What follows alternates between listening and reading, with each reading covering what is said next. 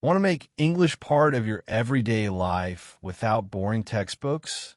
These real-sounding stories are your secret weapon.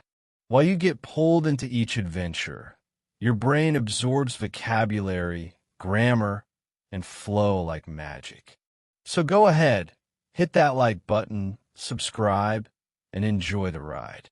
She had always heard about Istanbul's Grand Bazaar. People called it one of the oldest and largest covered markets in the world.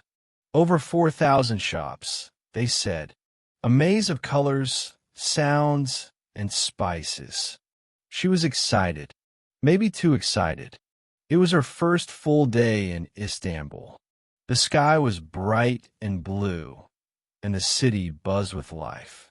She skipped breakfast to the hotel because she wanted her first meal to come from a street vendor. Something real. She arrived at the Grand Bazaar just after it opened. A friend had warned her to be careful, to stay aware of the exits, to remember landmarks. But she wasn't too worried. She had a full phone battery, internet, and GPS. The entrance was grand and ancient. A stone archway opened into a world full of carpets, jewelry, copper lamps, scarves, tea sets, and the smell of roasted nuts. She walked slowly, stopping often. A man offered her apple tea. Another showed her how his bracelets changed color in the sun. She smiled, nodded, and moved along. The bazaar twisted and turned. She took a left, then another left. A right, then another right. Somewhere in the middle, she forgot to track where she had come from. She didn't feel lost at first, just deep inside the market. But after 2 hours, she realized something strange. She kept seeing the same blue glass lantern. She passed it again and again. She pulled out her phone. No signal. She looked for signs. There were names above some arches, Turkish names she didn't recognize. She didn't know which direction pointed toward the street. She stopped by a small stand selling sweets. The owner smiled at her. She smiled back and asked, slowly, which way out? He pointed to her left. She thanked him and followed his direction. The hallway narrowed. It led to more shops, not an exit. She started to feel it then, a little rise in her chest. Not panic, but close. She told herself she was fine. There were people everywhere. She wasn't in danger. Just turn around. She remembered a tip from a travel blog. If you get lost, follow the locals carrying bags. They're probably heading out. She tried that. She followed a woman with 2 large grocery bags. The woman moved fast, turned a corner, vanished. She kept walking. She saw a man rolling a cart of boxes. He turned into a quiet side hall. She followed. He disappeared into a small storage room. Now the corridors were less busy, quieter.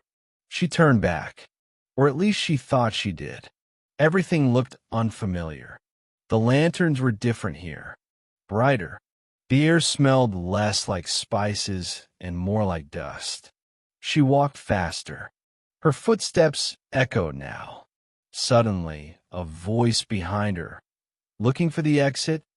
She turned. A teenage boy stood there. He wore a dark hoodie and had a messenger bag slung over one shoulder. She nodded. Yes, the exit. He didn't speak much English, but he made a gesture. Come. She followed. They walked together for 10 minutes. Left, right, left. Past a man fixing a watch. Past a shop with nothing but old keys. Then finally daylight. She had made it out. She thanked the boy. He gave her a small smile and disappeared back inside. She stood there, blinking at the sunlight. Her face felt warm. Her hands a little shaky. But she laughed. She had made it.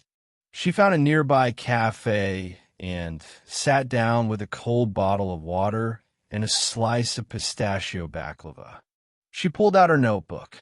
Lesson learned. Always mark the entrance. And maybe don't chase strangers carrying groceries. She looked back at the entrance one more time. The bazaar still buzzed, still invited her in. But she had enough for one day. Got chills? Got new words? That's the magic of learning through stories. You don't even realize how much you've picked up. If you've ever gotten lost in a big city or a busy place, share your adventure in the comments. And come back tomorrow. We drop fresh stories every single day.